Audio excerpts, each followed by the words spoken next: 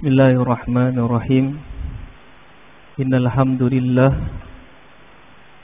nahmaduhu wa nasta'inuhu wa nastahdi wa nastaghfiruh wa na'udzu billahi min shururi anfusina wa min sayyiati a'malina. Man yahdihillahu fala mudilla lahu wa man yudlil fala hadiya lahu.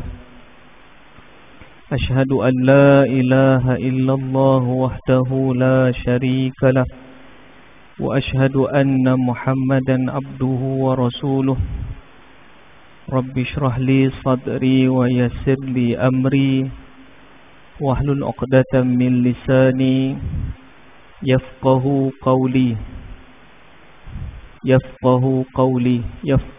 قولي أما بعد. Marilah sama-sama kita niat i'tikaf. Nawaitul i'tikaf fi hadzal masjidi sunnatan lillahi ta'ala. Radina billahi rabba, kami redha Allah itu Tuhan kami. Wabil islami dina, kami redha Islam adalah cara hidup kami.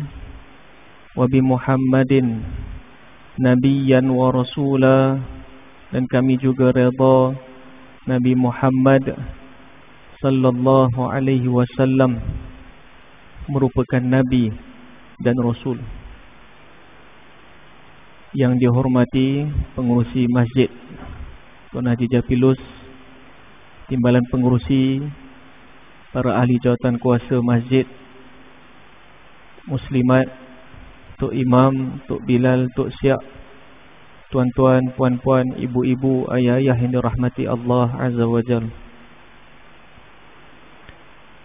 Suatu hari Imam Al-Qurtubi rahimahullah meriwayatkan satu cerita daripada Ibnu Sabih. Ketika itu Ibnu Sabih rahimahullah melihat dan mendengar 4 orang datang bertemu dengan Al-Imam Hasan Al-Basri rahimahullah. Datang orang pertama bertanya kepada Imam Hasan Al-Basri, "Wahai Imam, sesungguhnya aku ada tanah yang amat banyak, tapi tanah-tanah yang aku ada semuanya kering dan selalu kegerengsangan, tidak cukup air. Maka apakah selayaknya yang perlu aku lakukan, wahai Imam?" Maka jawab Imam Hasan Al-Basri kepadanya, "Beristighfarlah kepada Allah."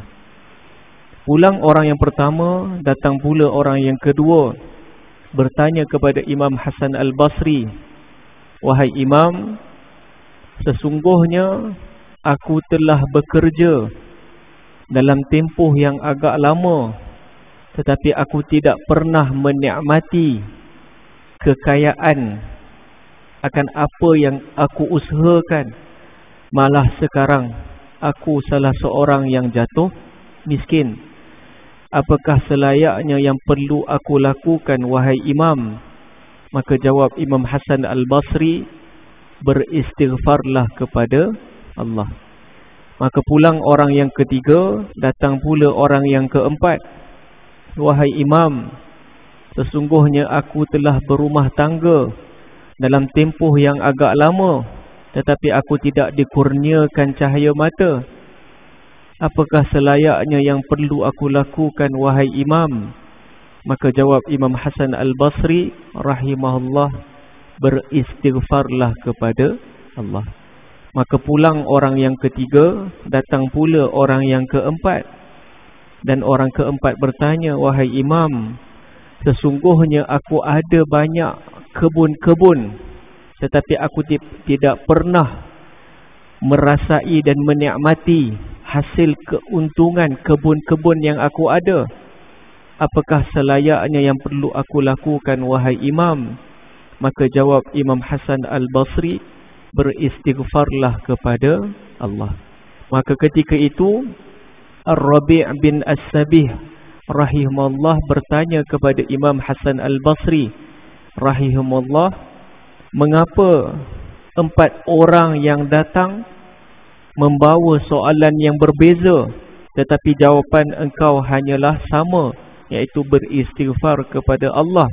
Maka ketika itu Imam Hasan Al-Basri berkata kepada Ar-Rabi' bin As-Sabih, sesungguhnya itu bukanlah kata-kataku, malah itu adalah firman Allah di dalam surah Nuh ayat 10 hingga 12. Maka Imam Hasan Al-Basri menyebut, a'udzubillahi minasyaitonir rajim, faqultu astaghfiru rabbakum, pohonkanlah ampun kepada Tuhan kamu, innahu kana ghaffara, sesungguhnya Allah Azza wa Jal adalah Maha Pengampun. Bukan itu sahaja, yursilis samaa alaikum midrara, bagi siapa yang beristighfar, bertaubat, Allah akan hantarkan hujan lebat, midrara, yang mencurah-curah.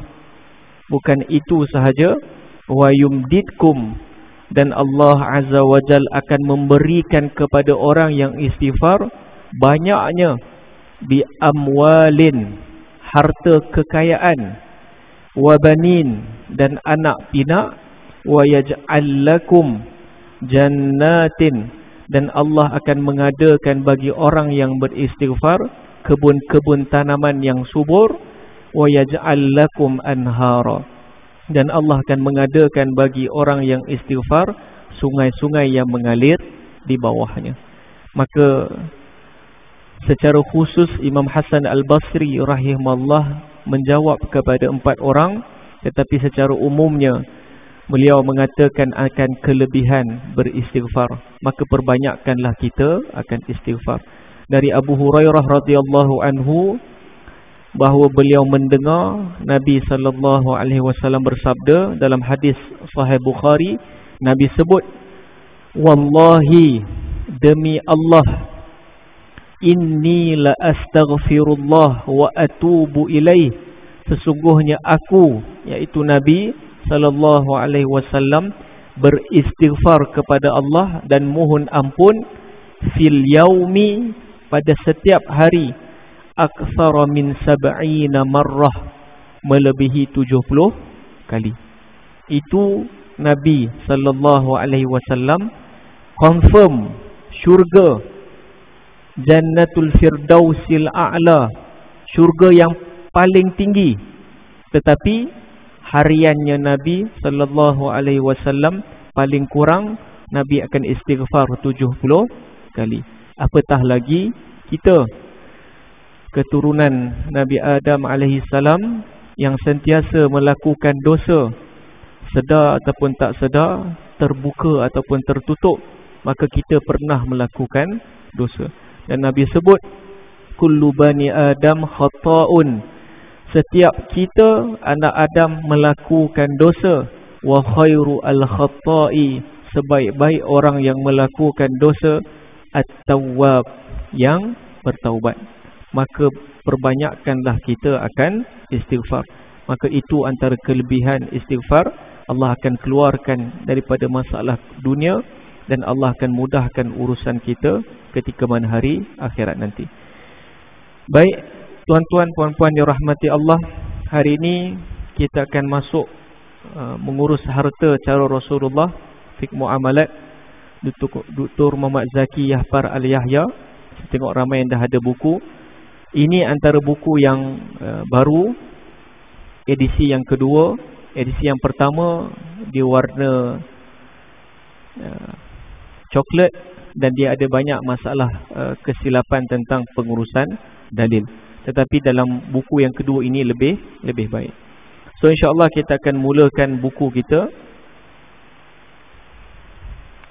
Kita mulakan dengan prakata. Bismillahirrahmanirrahim. Alhamdulillahirabbil alamin, wassalatu wassalamu ala asyrafil mursalin wa ala alihi wa sahbihi ajma'in. Dengan menyebut nama Allah yang Maha Pengasih lagi Maha Penyayang, segala pujian bagi Allah, Tuhan sekalian alam, Selawat dan salam kepada junjungan besar Nabi Muhammad sallallahu alaihi wasallam dan ke atas keluarga dan para sahabatnya. Ini adalah kata-kata daripada penerbit.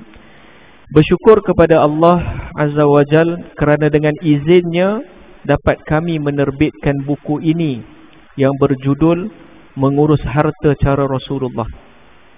Selaku hamba Allah Azza wa Jal yang lemah, kami menadah kedua tangan kepadamu untuk mengharap segenggam kasih sayang darimu, Tuhan yang maha pengasih dan penyayang, agar dapat kami harapkan kehidupan sementara ini dengan segala hiasan kehebatanmu yang sentiasa tiada tolok bandingnya, tersangat abadi lagi kekal untuk sekian lamanya.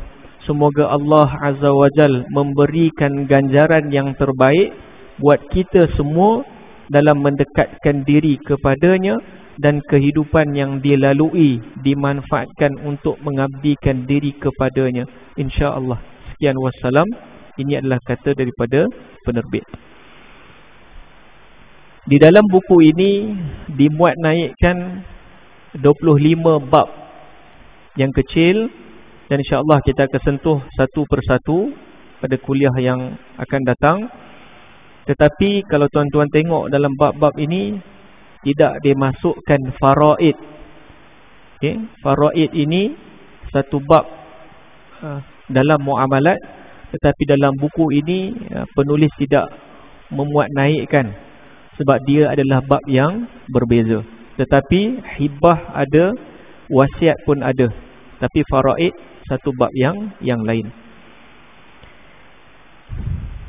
Baik, pengenalan muamalat. Muamalat merupakan semua hukum syariat yang bersangkutan dengan urusan dunia dengan memandang kepada aktiviti hidup seseorang seperti jual beli, tukar menukar, pinjam meminjam dan sebagainya. Ini semua adalah muamalat.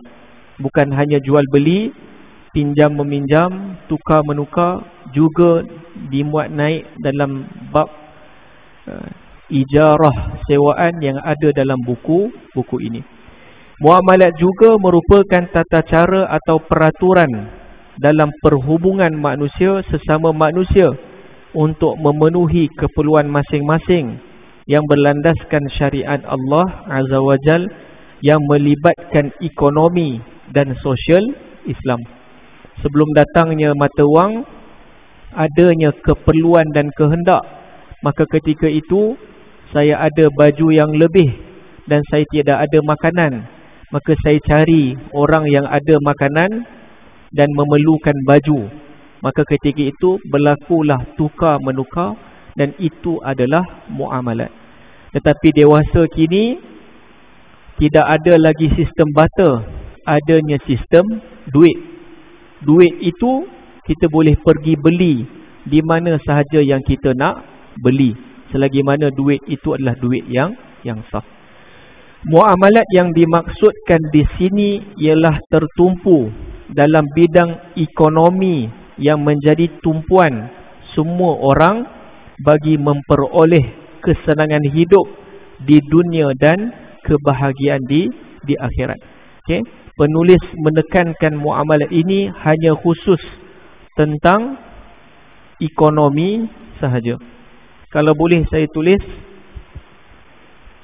maka dalam buku ini penulis menekankan kita akan hanya sentuh Islam sudut muamalat dalam bidang ekonomi sahaja. Satu topik yang amat kecil. Kalau boleh saya kongsikan, Islam terdiri daripada 3 komponen yang penting. Kalau tak ada salah satu daripada ketiga benda yang ini, dia akan jadi tempang ataupun kita kata sebagai satu benda yang tak betul. Yang pertama adalah akidah. Akidah yang kita di Malaysia khususnya adalah akidah ahli sunnah wal jamaah. Ada pun orang yang cenderung ataupun berfahaman yang difatwakan sesat, Syiah dan sebagainya, diamalkan secara bersendirian, itu hak dia. Tetapi kita setuju dengan di Malaysia adalah akidah ahli sunnah wal jamaah. Kita jelas. Dan fahaman ahli sunnah wal jamaah sangat jelas. Kita berusaha sedaya upaya pada hari esok untuk kita bekerja supaya kita ada duit, dan duit tersebut dibagi kepada isteri dan anak-anak makan. Kita bukanlah fahaman Jabariyah, akidah Jabariyah. Semuanya Allah yang tetapkan. Abang tak kerja ke? Tak kerja. Hari ini Allah ditetapkan tak ada gaji. Suruh cakap macam tu. Ataupun Qadariyah. Semua benda yang aku buat adalah usaha aku. Allah tidak pernah menolong aku. Ini semua adalah usaha aku. Maka itu juga adalah fahaman yang sesat. Maka akidah kita adalah akidah ahli sunnah wal jamaah. Itu yang pertama. Yang kedua adalah akhlak. Islam ini memang terkait rapat dengan akhlak. Allah sebut juga di dalam Al-Quran, wa innaka ala khuluqin azim. Sesungguhnya engkau wahai Muhammad mempunyai akhlak yang azim, akhlak yang agung.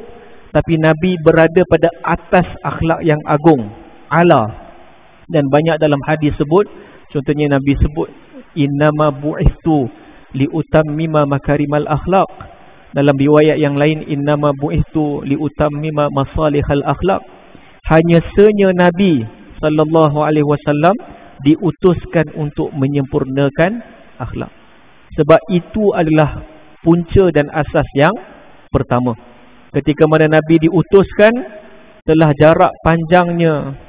Kalau dalam buku Sirah Rakhib Mahtub mengatakan 400 tahun tidak ada Nabi dan Rasul selepas Nabi Isa. Maka ketika itu budaya dan amalan orang Arab jahiliah sangat-sangat teruk. Berzina ada 7 jenis.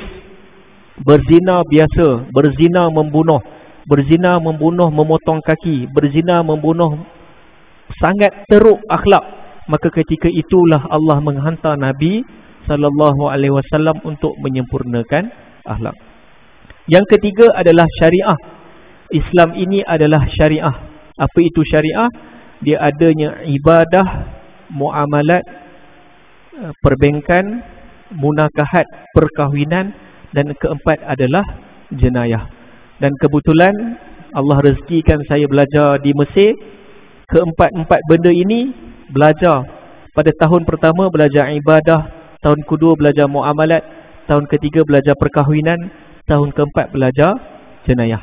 Maka sempurnalah secara prinsipnya kita punya akhlak peribadi Muslim. Maka syariah ibadah satu benda yang amat luas. Makin banyak kita belajar fiqh, makin kita faham tentang ibadah, kita akan makin menghormati orang lain. Bukan kita mengatakan orang tersebut adalah betul ataupun salah. Dalam solat pun banyak. Kita pergi ke masjid, ada orang takbir Allahu Akbar, letak di dada boleh, letak di pusat boleh, tak letak pun boleh. Sebab ada dalil dan asasnya. Maka ketika itu keluasan ibadah satu benda yang sangat luar biasa. Kita pada pandangan mazhab Syafi'i, ketika mana patah tangan, kita pakai jabirah, simen. Pada pandangan mazhab kita Syafi'i, setiap kali solat, simen tersebut perlu dibuka, kena air, simen balik. Tuan-tuan bayangkan kalau pakai simen 6 bulan, sehari solat wajib 5 kali. Tuan-tuan mampu tak nak buat? Mungkin mampu, tapi beratlah. Tetapi ada pandangan lain yang lebih ringan, ketika mana pakai jabirah simen, memadai melembabkan tangan dan hanya lalukan atas simen. Maka itulah antara kefahaman ibadah yang sangat luas. Yang kedua, muamalah. Muamalah ini sama juga satu benda yang amat luas. Dan kita kata kita ikut mazhab Syafi'i, satu pandangan yang betul, tapi kita kena meraihkan pandangan-pandangan yang lain. Contohnya kita akan sentuh nanti. Saya balik dari Mesir, saya nak beli kereta, saya tak mampu nak bayar cash, kereta Myvi RM50,000. Maka ketika itu saya ada RM3,000, dia jadikan sebagai duit muka. Maka saya cari bank yang patuh syariah, saya ambil loan bank 7 tahun, dan dia kata awal-awal, Ustaz, kereta ini RM50,000, Ustaz ambil 7 tahun, selepas 7 tahun Ustaz akan bayar RM58,000. Maka sebenarnya RM8,000 tersebut adalah riba pada pandangan jumhur, termasuk pandangan mazhab kita, mazhab Syafi'i. Tapi ketika mana kita belajar muamalat, kita akan tahu keluasan fiqh. Ada pandangan Imam Ahmad bin Hanbal mengharuskan pembayaran bai' al-urbun sebab itu adalah keperluan, bukannya kehendak. Maka kita akan sentuh benda-benda yang berkaitan. Itu adalah muamalat. Yang ketiga adalah munakahat, perkahwinan. Saya pernah sentuh beberapa kali ketika mana kuliah sirah, bagaimana Nabi menguruskan isteri-isteri dia. Walaupun ramai, semua isterinya berpuas hati atas apa yang Nabi buat. Maka ketika itulah Nabi menguruskan perkahwinan. Itu satu benda yang amat baik. Dan itulah akhlak Nabi SAW. Dan yang terakhir adalah jenayah. Jenayah ini terkait tentang hudud, qisas, ta'zir dan sebagainya. Dan semua ini pernah berlaku pada zaman Nabi SAW. Tinggal lagi Nabi membenarkan perbuatan tersebut ataupun tidak. Contoh yang berlaku, kes jenayah yang pernah kami bincang ketika mana belajar di Mesir. Saya ingat lagi antara topik yang awal, ketika mana Nabi SAW disihir. Dan Nabi disihir oleh Labid bin Aqsam.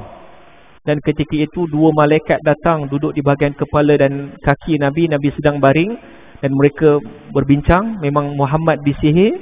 Dan ketika itu mereka kata Labid bin Aqsam telah mengambil rambut Nabi, diikat dengan 11 ikatan, diletak pada satu bukhul dan diletakkan di dalam perigi Zu Arwan.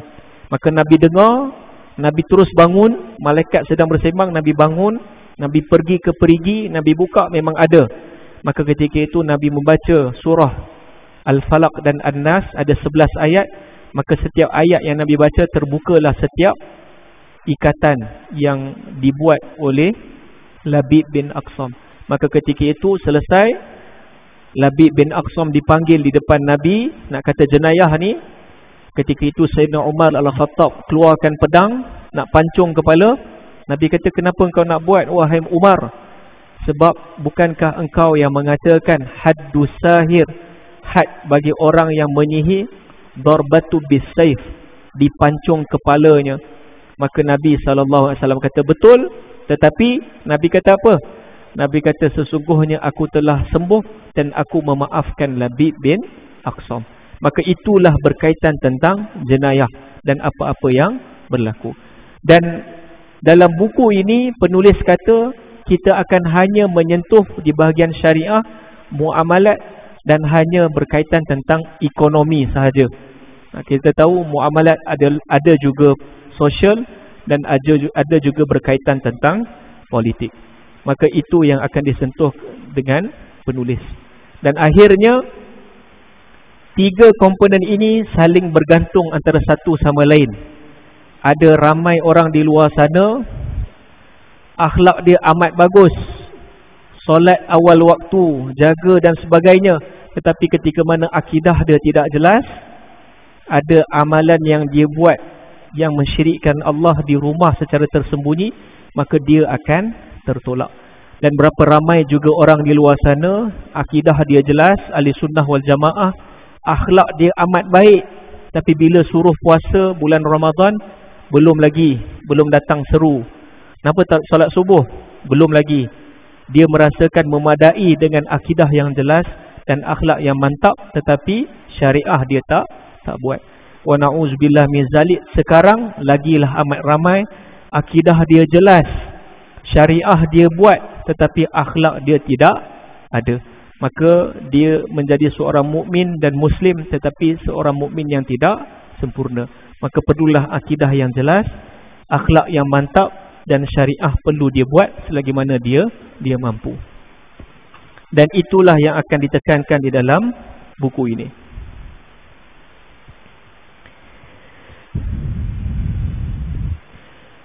undang-undang perdagangan dalam Islam.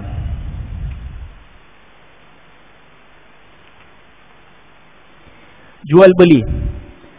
Sejarah jual beli telah muncul bersama dengan munculnya masyarakat manusia di dunia ini yang berpunca daripada keinginan sesuatu benda yang tidak ada padanya tetapi sangat diperlukan dalam memenuhi keperluan hidupnya. Oleh itu, mereka mengendalikan sistem jual beli yang sesuai mengikut zaman masing-masing. Bermula daripada sistem pertukaran barang dengan barang, barter system, yang mana orang yang memerlukan sesuatu barang mencari seseorang yang memilikinya untuk ditukar. Sistem ini menghadapi kesulitan dan kadangkala sukar untuk mencari orang yang memiliki barang yang dihajati. Malah terkadang ada orang yang memilikinya tetapi orang itu pula tidak memerlukan barang yang hendak dijadikan sebagai tukaran balas. Bagi mengatasi masalah ini, maka muncullah sistem jualan terbuka yang menggunakan mata wang. Dulu tidak ada mata wang, kita nak cari orang yang sesuai dengan kita sangat susah. Kita perlukan makanan dan kita ada baju lebih. Cari orang yang nak makanan ada, tapi baju pun dia ada. Maka ketika itu keperluan dan kehendak kita tidak dapat dipenuhi sebab tidak ada sistem mata wang. Untuk melaksanakan dasar muamalat dalam Islam, para fuqaha telah menyusun peraturan tertentu dengan berdasarkan kepada ketentuan-ketentuan yang terdapat di dalam Al-Quran dan Al-Hadis untuk dijadikan sebagai panduan dalam menjalankan aktiviti urus niaga mereka. Ketika mana adanya duit mata wang, adanya adab-adab dan adanya peraturan yang fuqaha telah tetapkan.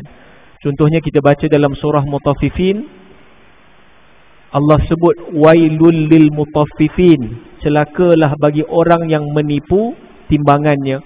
Maka akhlak dan adabnya ada di situ ketika mana kita menggunakan mata wang. Sistem muamalat semakin berkembang dan canggih dari semasa ke semasa mengikut keperluan masyarakat dan pembangunan sesuatu umat.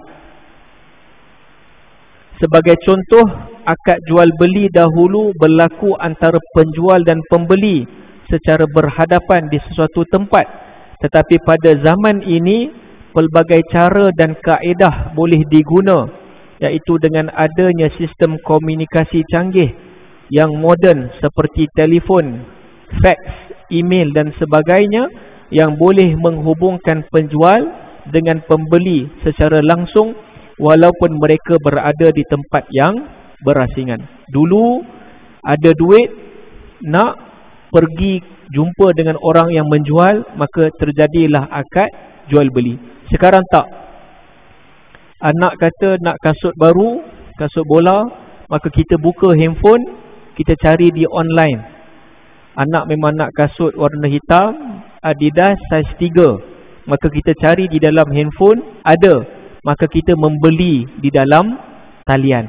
Maka itu juga dibenarkan oleh syarak. Kita akan sentuh, memang tidak ada penjual ketika itu, tetapi handphone lah sebagai medium untuk menjualkan barang tersebut.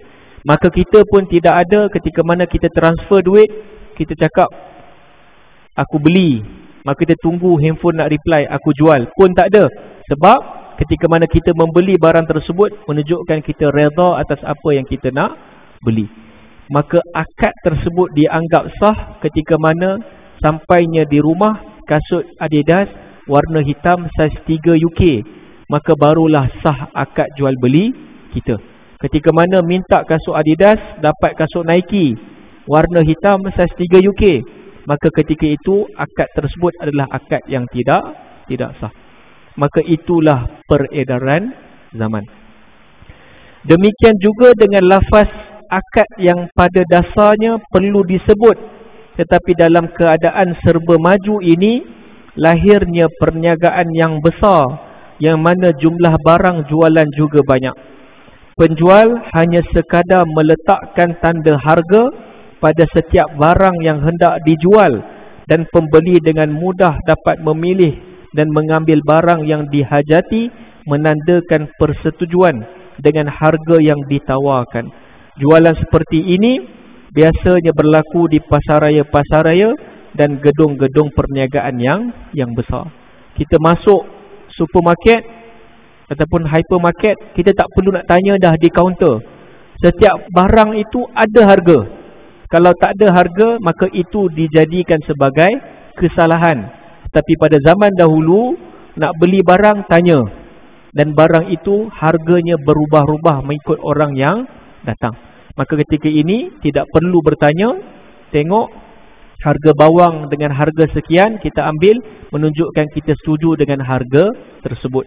Maka berlaku kebiasaan di pasaraya-pasaraya dan gedung-gedung perniagaan yang besar. Definisi jual beli. Dari segi bahasa, jual beli bermaksud penukaran harta sesuatu dengan sesuatu. Dari segi istilah pula, jual beli merujuk pertukaran sesuatu harta dengan harta yang lain bagi tujuan pemilikan yang kekal. Itu adalah jual beli. Tujuan jual beli, pemilikannya mestilah kekal. Kita sebut sebagai mulkut tam, pemilikan yang sempurna. Saya pergi ke kedai, saya beli roti, saya dah bayar, saya dapat roti tersebut, itu adalah hak saya. Saya nak makan boleh, nak bagi jiran boleh, nak bagi ikan boleh, nak buang pun boleh. Itu adalah hak saya. Maka itu adalah jual beli. Kalau kita keluar daripada kedai, kita bawa balik rumah roti tersebut, hari ketiga orang kedai datang, "Haji, roti dah makan belum?" "Belum." "Bagi balik roti." Maka itu bukanlah jual beli. Jual beli mestilah pemilikan yang sempurna. Dia pegang, maka itu adalah hak milik mutlak bagi dia. Secara jelas mesti wujud pertukaran harta untuk tujuan pemilikan yang kekal. Jual beli juga semestinya membabitkan sesuatu yang dinilai oleh syarak sebagai harta. Bukan hanya pada pandangan manusia bernilai, syarak juga membenarkan itu ada nilainya. Contohnya arak, semakin lama disimpan, semakin lama diperam, maka makin tinggi nilainya pada pandangan manusia, tapi syarak tidak membenarkan. Jual beli juga mesti melibatkan harta pemilikan dan penyerahan hak milik, dan tidak boleh ditetapkan untuk tempoh yang tertentu sahaja. Maka itulah jual beli. Tak boleh beli barang, cashier di kedai kata, "Haji boleh guna barang ini seminggu je. Sabun basuh baju Haji tak guna, selepas seminggu Haji kena pulang balik."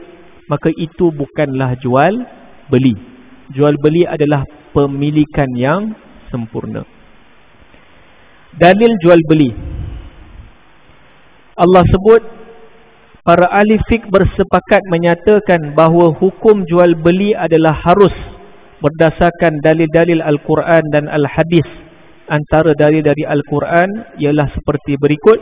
A'udzubillahi minasyaitonirrajim. Wa ahallallahu al-bai'a wa harramar riba. Padahal Allah telah menghalalkan jual beli dan mengharamkan riba. Dan kita tengok dalam tafsir At-Tabari, Imam At-Tabari menyebut wa ahallallahu al-arbah, Allah menghalalkan keuntungan pada apa? Pada tijarah, perniagaan, wasyira' wal bai' dan jual beli. Maka dibenarkan oleh syarak. Semua bentuk jual beli dibenarkan oleh syarak kecuali riba. Dan riba kita akan sentuh pada bab yang kedua berkaitan tentang riba. Hanyalah perkara-perkara yang tertentu sahaja. Dan Allah juga sebut dalam surah An-Nisa, a'udzubillahi minasyaitonirrajim, ya ayyuhallazina amanu la ta'kulu amwalakum bainakum bil batil illa an takuna tijaratan an taradim minkum. Wahai orang yang beriman, Janganlah kamu makan harta-harta sesama kamu dengan jalan yang salah, kecuali dengan jalan perniagaan yang dilakukan secara suka sama suka di antara kamu. Ketika mana kita meredai antara penjual dan pembeli, maka itu dibenarkan oleh syarak. Rasa tidak puas hati antara penjual dan pembeli itu mengakibatkan kontrak jual beli tersebut adalah tidak sah. Kita akan sentuh nanti, mungkin di Malaysia tak ada, tapi di luar negara, di Mesir khususnya ada. Jual beli dipanggil sebagai jual beli mula samah, jual beli pegang memegang. Kita pergi ke kedai, orang rumah suruh beli roti, kita tengok roti, esok dah tarikh luput, maka tak nak belilah, letak balik. Cashier datang, haji kena beli ni. Kenapa? Haji dah pegang, haji kena beli. Maka itu mula samah, pegang memegang dikira dijual. Kita tidak redha, maka akad jual beli tersebut adalah tidak sah. Sama juga dengan munabazah, campak mencampak. Di Mesir ada, di Malaysia sebagian tempat ada jual bandel secara luas. Maka ketika itu ratusan orang datang, maka saya minta kasut ketika itu warna hitam, saya setuju.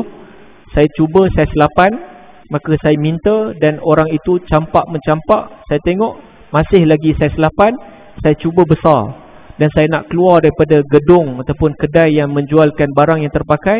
Dia tak benarkan saya keluar selagi mana saya tak beli kasut tersebut.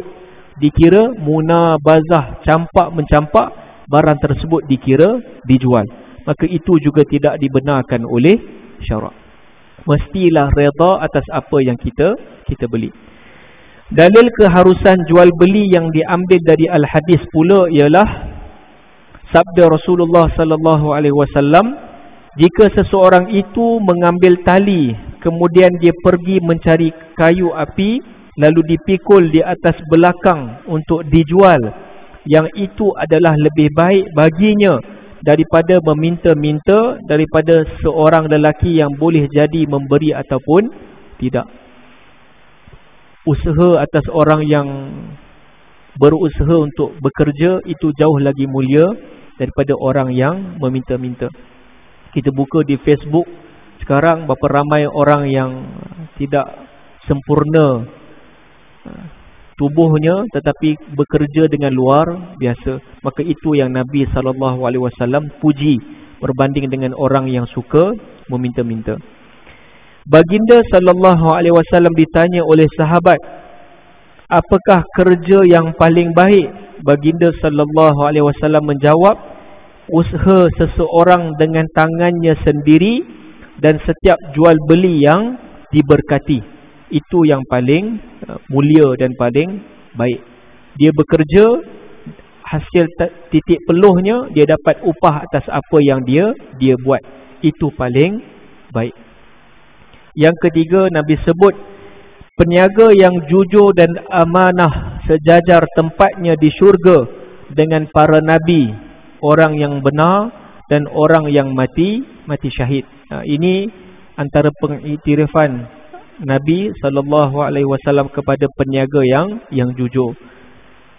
Nak jujur ni bukan senang. Kalau kita berniaga baru kita tahu. Kita tahu cara kita nak untung, dan ketika itu kita bersenang-senang untuk menipu orang lain, maka itu satu benda yang tidak baik. Hikmah pensyariatan jual beli.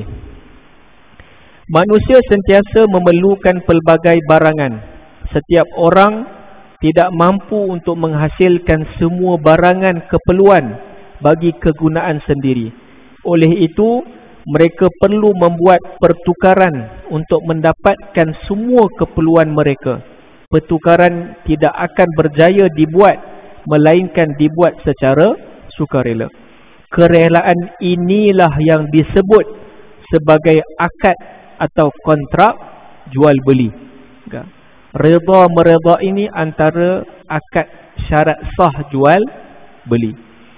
Dalam masa yang sama, ada antara mereka yang mempunyai wang tetapi tidak memiliki barangan, dan ada juga yang berkeadaan sebaliknya. Pemilik wang memerlukan barangan dan pemilik barangan memerlukan wang. Biasanya pertukaran ini tidak akan berjaya dibuat tanpa perantaraan jual beli. Tambahan pula, secara semula jadi, manusia sentiasa mengejar keuntungan. Oleh itu, jual beli merupakan cara yang betul untuk memenuhi keperluan ini.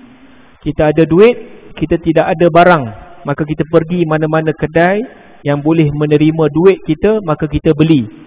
Dan bagi para peniaga, dia ada barang dan dia memerlukan duit untuk dikitar, untuk rolling duit tersebut, maka dia perlukan duit kita, kita bagi duit, maka barang tersebut adalah milik kita. Rukun jual beli. Menurut jumhur ahli fiqh, rukun jual beli terbahagi kepada 3, iaitu yang pertama, orang yang berakad, kita sebut al-aqidan, 2 orang yang berakad, penjual dan pembeli. Yang kedua, subjek akad, kita sebut sebagai barang dan harga. Dan yang ketiga adalah sirah akad, iaitu ijab dan qabul, tawaran dan penerimaan. Hanya mazhab Hanafi sahaja yang mengatakan bahawa rukun jual beli ada satu sahaja, iaitu sirah, ijab dan qabul. Perselisihan pendapat ini berlaku disebabkan oleh perbezaan antara mereka dalam mendefinisikan perkataan rukun. Pandangan mazhab Hanafi sahaja mengatakan rukun tu ada ijab dan qabul. Tapi kalau kita tengok balik, ijab dan qabul tidak akan berlaku kalau tidak adanya penjual dan pembeli. Ijab dan qabul tidak akan berlaku kalau tidak ada barang dan harga.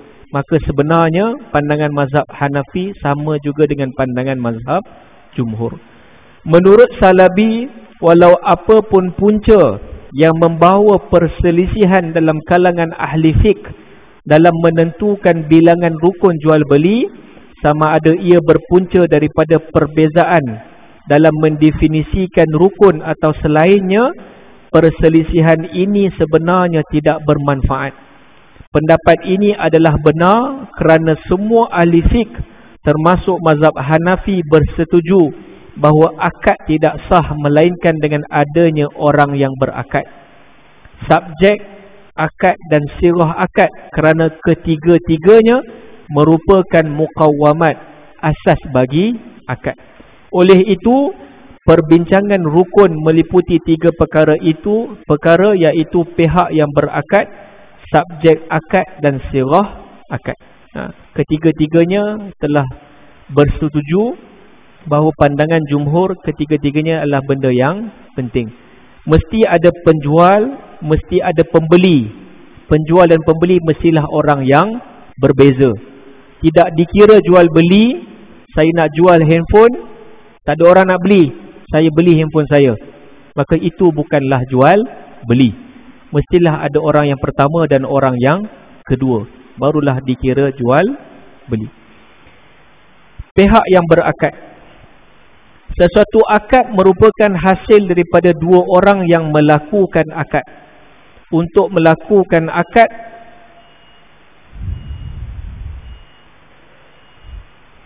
tambah sikit. Untuk melakukan akad, tidak semua manusia mempunyai kelayakan yang sama, bahkan berbeza antara satu sama lain. Ada kalangan manusia yang mempunyai kelayakan yang sepenuhnya untuk mengadakan akad dan tanpa memerlukan persetujuan orang lain. Ada juga yang hanya berkelayakan mengadakan sebahagian akad yang tertentu sahaja, dan ada juga yang mempunyai kelayakan mengadakan akad tetapi akad tersebut tidak terlaksana dan tidak membawa kesan pada pandangan syarak kerana ia bergantung kepada persetujuan orang lain. Dan secara umumnya, penjual dan pembeli perlu memenuhi syarat-syarat seperti berikut. Okey, kita akan sentuh pada kuliah yang akan datang. Pihak yang berakad ini antaranya mestilah waras baligh ketika mana akad jual beli tersebut dilaksanakan, bebas membuat pilihan, tidak dipaksa, kamu kena beli kereta ini, kalau kamu tak beli, saya akan ugut anak kamu. Maka ketika itu tidak bebas dan dipaksa, maka akad tersebut adalah tidak sah. Dan mestilah penjual dan pembeli orang yang berlainan, dan antara yang lain adalah perlu mampu untuk melihat, bukan orang yang buta. Tetapi kalau berurusan dengan orang buta, ada fuqaha menetapkan beberapa hukum, dan insya-Allah kita akan sentuh pada kuliah yang akan datang. Wallahu a'lam. Ada soalan ke? Kalau tak ada, insya-Allah kita akan sambung pada kuliah yang akan datang. Muamalat ini satu topik yang berbeza. Kalau ada soalan mungkin boleh terus tanya dan kita akan bincang, sebab dia adalah benda yang berlaku dalam kehidupan harian kita. Kita pergi ke kedai dan kita berurusan dan sebagainya. Apa yang baik datang daripada Allah, segala kelemahan, kekurangan datang diri saya sendiri. Wallahu muwaffiq ila aqwamit thoriq. Assalamualaikum warahmatullahi taala wabarakatuh. Allahumma ja'alna jam'al marhuma wa tafarraqa min ba'dihi tafarraqa ma'suma. Rabbana atina fid dunya hasanah wa fil akhirati hasanah wa qina adzabannar. Wa sallallahu ala sayidina Muhammad wa ala alihi wa sahbihi wa barak wa sallam. Alhamdulillah rabbil alamin.